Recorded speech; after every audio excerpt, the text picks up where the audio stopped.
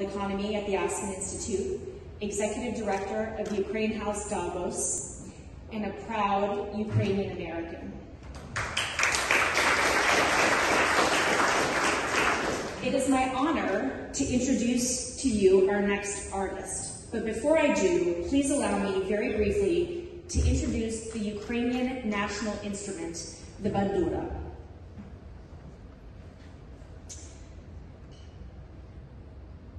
Bandurists, the players of the Bandura, which has 60 strings, and I thought playing the violin with 4 strings was not easy, 60 strings.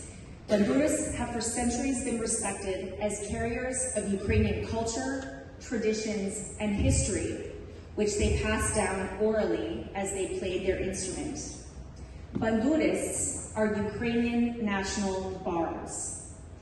Because of their focus on Ukrainian ethnography, traditions, and oral history, they were persecuted by the Russian imperial power starting in the 1800s, and in fact, Stalin officially liquidated them in the mid-1930s with killings, executions, and arrests in the Soviet Union's attempt to suppress Ukrainian culture. In a particularly demonstrative and horrific example, in 1933, 300 Bandurists were brought together in Kharkiv in the east of the country for what they thought was an ethnographic conference. All of them were executed by the Soviet leadership as unwanted elements in the new Soviet society, which sought to eliminate Ukrainian culture.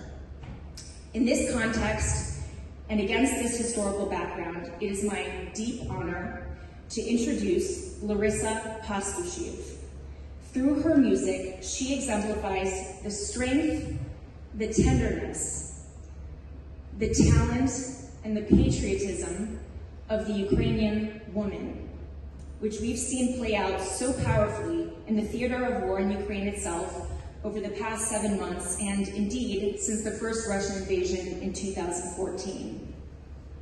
Larisa will be followed by a presentation by Ginger Hammer, curator at the National Gallery of Art, on Zarizar, the 125-year-old acclaimed loom house, whose master artisans weave exquisite shawls and wraps in India, and with whom Women for It International is exploring a partnership with the Parsons School of Design at the New School in New York to benefit Indian women artisans.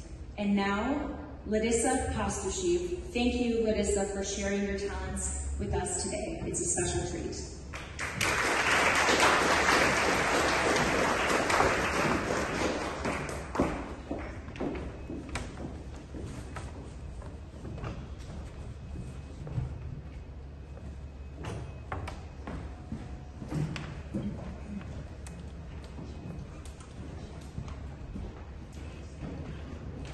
Thank you, Alexa, for that very warm welcome and for a very thorough introduction about Bandura. I would just like to add a few things about the instrument, but first I'd like to tell you that I learned to play the Bandura from my father, who was a Bandurist who came over to the United States at the end of World War II.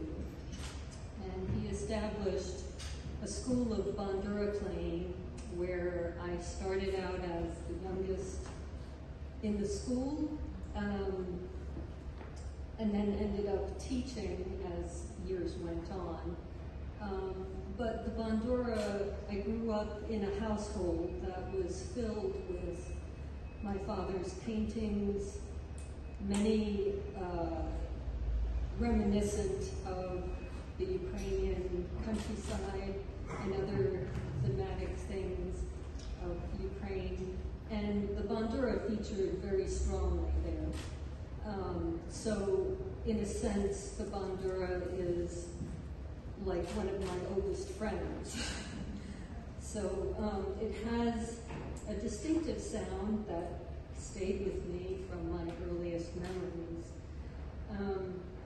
It's an open-stringed instrument, as you can see. It has a 5-octave range, but although it's open-stringed, the sound perhaps most resembles a harpsichord. It has a specific tonal quality. So the piece I'd like to play for you is a composition by my father entitled Longing.